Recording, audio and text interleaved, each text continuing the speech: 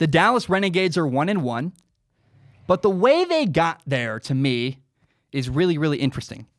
Week 1, Dallas barely lost to St. Louis, and they lost with a backup quarterback, Philip Nelson, playing. Week 2, their starting quarterback, Landry Jones, comes back, and they win.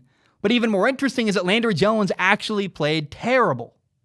Now, the stats were not as bad as I'm making it out to be. He was bad, though. He was 28 for 40 passing, which is, in case you're keeping track, that's a 70% completion percentage. Very good.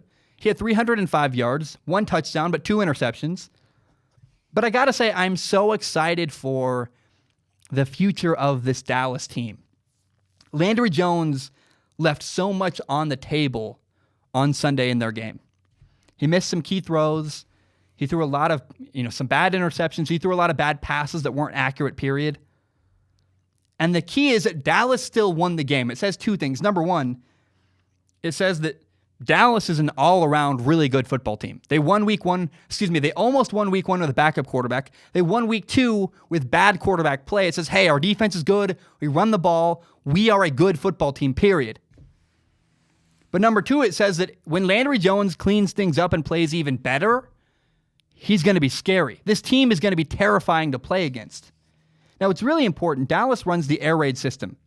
What that means is they throw the ball a ton. The air raid system was invented by Hal Mumme. Hal Mumme was the head coach at Kentucky. His offensive coordinator was Mike Leach. Mike Leach and Hal Mumme both run the air raid system. And the difference, though, I spent a lot of time around Mike Leach. I spent 2 years with Washington State around their offense, learning and paying attention and learning a lot of stuff. And the biggest difference between Mike Leach and Hal Mumme is that Hal Mumme is committed to running the ball. Mike Leach doesn't really care about running the ball. He kind of laughs at it. It's a big criticism of him. Hal Mumme is not Mike Leach.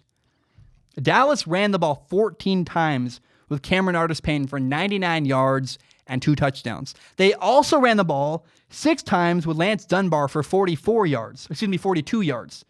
They had almost 150 rushing yards with running backs. It doesn't happen very often in a, quote, air raid system, because if you only know Mike Leach's air raid system, you're missing out on what's actually a really interesting offense with Hal Mumme. They call it the air raid offense. Mike Leach and Hal Mumme run it very differently. Here's what's crazy. Dallas had 4. I'm not a stats guy. I don't care about stats. But I do want to point out some stats that are interesting to me. Dallas had 444 yards of total offense in their game. That means they went up and down the field at least 4 times, 4.5 times. They went all the way up and down the field moving the ball. They were moving the ball a tremendous amount, really effectively moving the ball, having good drives. But they only scored 3 touchdowns as a result. What happened? How do you score only 3 touchdowns when you have 444 yards? It comes back to that quarterback. Landry Jones did have a bad game. Yeah, he had a lot of yards. Yeah, he had a 70% completion percentage, but those 12 incompletions came on 3rd down, came in key situations. He had turnovers. He had interceptions. He didn't play his best. I strongly, strongly believe Landry Jones is going to improve. He was hurt to start the year.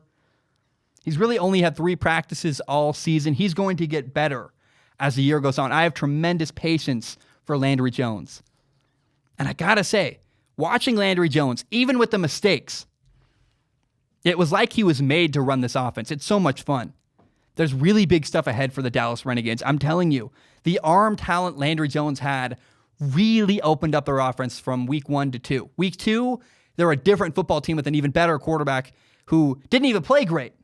So I'm telling you, there is so much potential here in Dallas with their team. They're going to get better. They're going to improve. And they're going to surprise a lot of people moving forward. The sky is the limit for Dallas. They're the team no one's paying enough attention to. They're really good. They finally got their quarterback, back in the lineup. He played bad week 2 in his first start. Week 8, he'll be a different quarterback than he was last weekend. Dallas is the team to watch. They're going to get better and better and better throughout the course of the year. They probably have the most potential of any team in the XFL. Watch what happens as Landry Jones gets better and they score more and more points and keep playing the same defense they're playing and running the ball as well as they are. Having Landry Jones play at a high level is going to put Dallas over the top. And they're a scary good football team because they almost won without him. And they did win when he played poorly. Dallas is the team to pay attention to in the XFL.